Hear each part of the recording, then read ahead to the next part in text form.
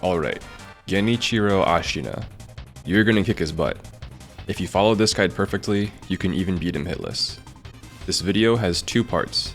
In part 1, I give basic Sekiro tips that you need to know as a new player. You might beat GENI with these tips alone. Part 2 is the actual GENI guide, where I cover the playstyle for the fight and GENI's moveset. Then I fight GENI hitless to demonstrate the advice I've given you. Let's get started. Tip number 1. If you deflect, your posture won't break. Deflecting is the perfect parry. It has a distinct spark animation and sound compared to blocking. Deflecting also deals posture damage, making it one of your best forms of offense. Blocking does not deal posture damage. Anyways, if you deflect an attack, your posture will not break. The fastest way to get a kill is to attack and deflect as much as possible without letting their posture recover. The best way to improve at Sekiro is to focus on deflecting and not paying attention to your posture. If you run away every time your posture builds, you're building bad habits and reinforcing a passive playstyle, the opposite of what you want. Tip number 2. The closer you are to a boss, the fewer moves they can use against you.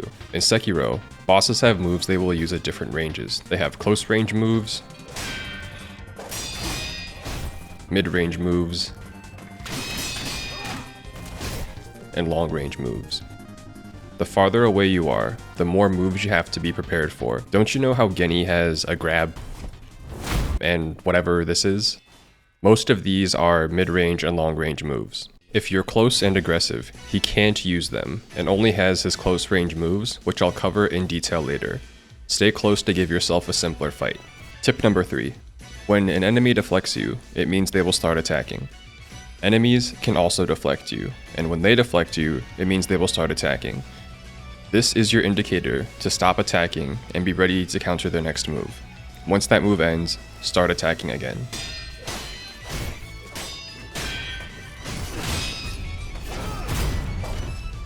In summary, aggression is always the best strategy for every boss and enemy in Sekiro.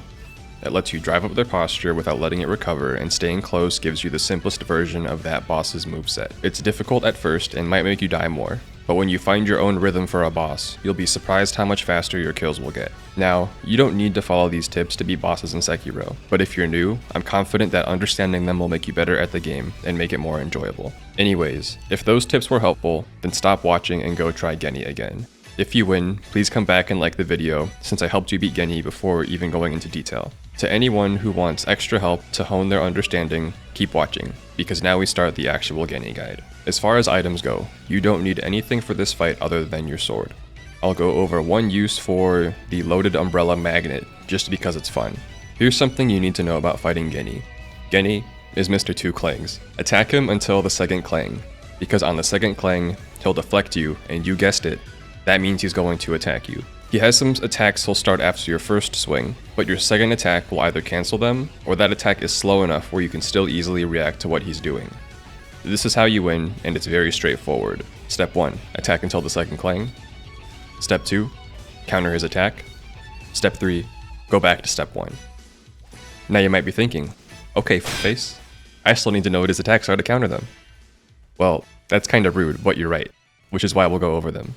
And if you fight GENI like this, I can guarantee you he won't be using a lot of moves that were giving you trouble before. Because by fighting him like this, he can't. When you stay close to GENI, he becomes super straightforward, and you have plenty of time to react to everything he does. When you do this, these are his only moves. Single quick hit, jump slam thrust, or phase 2 sweep, floating passage, neutral thrust, cancelable bow attacks, jump back, and jump back arrows. To fight GENI, and fight him well, these are the only moves you need to know, so let's go over them. For the single quick hit, after deflecting you, he'll attack once immediately. Deflect and you can resume attacking. For the jump slam, GENI jumps into the air and slams his sword into the ground. In phase 1, he'll do a thrust after this move every single time, so Makiri counter it. In phase 2, he can also do a sweep. After he jumps, you need to not panic and be ready for either one. Here's how they each look and sound. Eventually, you'll react with only your peripheral vision.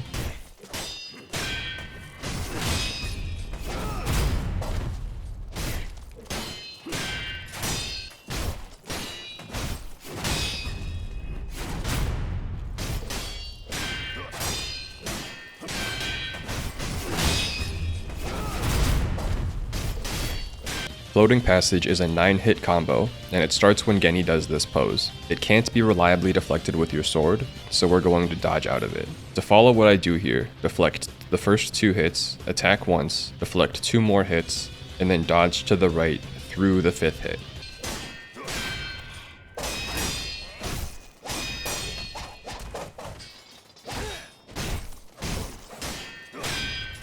You can also back out completely, but stay close until it ends.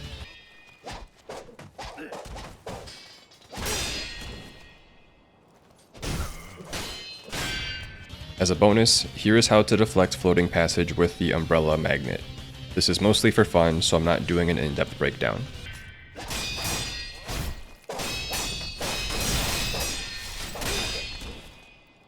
GENI can hop back and thrust.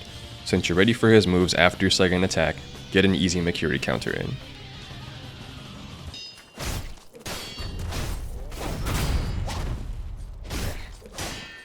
So, you know how I said staying close and being aggressive simplifies the fight? If you attack twice like I said, you'll cancel all of GENI's bow attacks except for one. He's trying to jump and shoot me and he can't.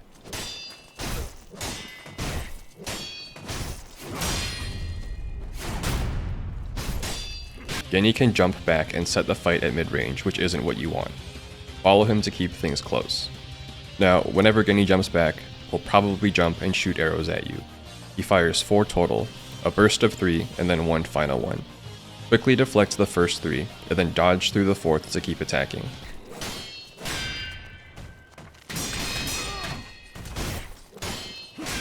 With GENI and Sekiro bosses in general, you can force them into a rhythm by staying close with calculated aggression.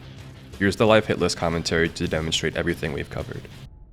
Alright, I'm going to attack until the second clang, which is when he deflects. We're going to counter his attack, repeat until he's dead. And hopefully you guys pick up on the tempo of everything. 1, 2. Get the free Makiri counter, hit. 1, 2. Floating Passage, we're going to dodge out. Get some hits. 1, 2. So while I'm counting, I'm not thinking about anything. I'm just swinging with my brain turned off. Because he can't do anything during those 2 hits. It's always the same. 1, 2. Floating Passage again. Hit. 1, 2. 1, 2, book. Dodge to the 4th. Get the Makiri counter, almost through phase 1. Okay. So our playstyle here does not change. We'll back up for this one. You can do that arrow to if you back out sometimes.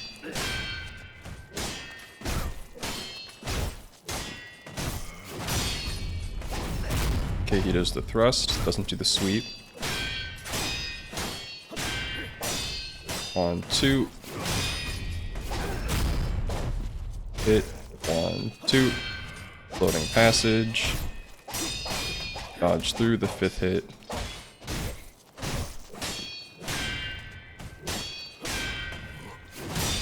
Okay, he does the jump this time, so we jump counter. We're going to back away from this Floating Passage.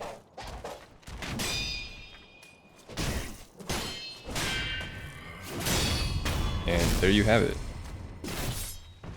Okay, yeah, there is a phase 3. He has 3 new moves we care about. He starts with a new thrust right at the beginning, and he will also use it when you heal.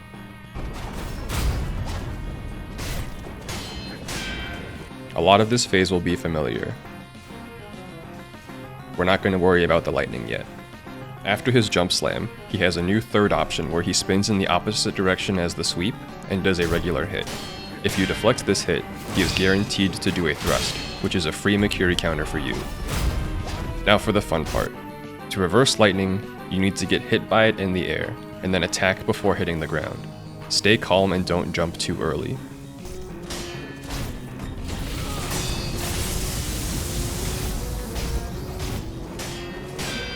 Once you have the timing down, you'll never miss it again, just like a Mikiri. Lightning destroys his HP. Apply what you've learned so far and you'll win. Here's the rest of the commentary for Phase 3. And there you have it. So he always starts with this thrust. He has a third option out of the jump now that we're going to watch out for. He doesn't use it here. Regular thrust. There it is. So guaranteed Mikiri. We just keep hitting him like we were before. And I'm doing this sword only hitless, which means that I can't reflect the lightning. So just use the clips that I showed earlier for the lightning.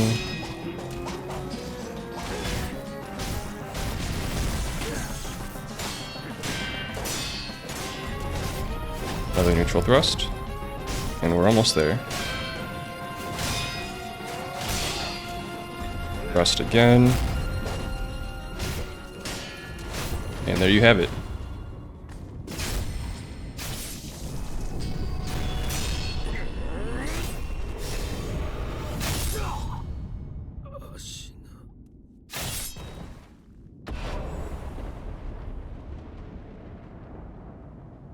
Thank you guys for watching.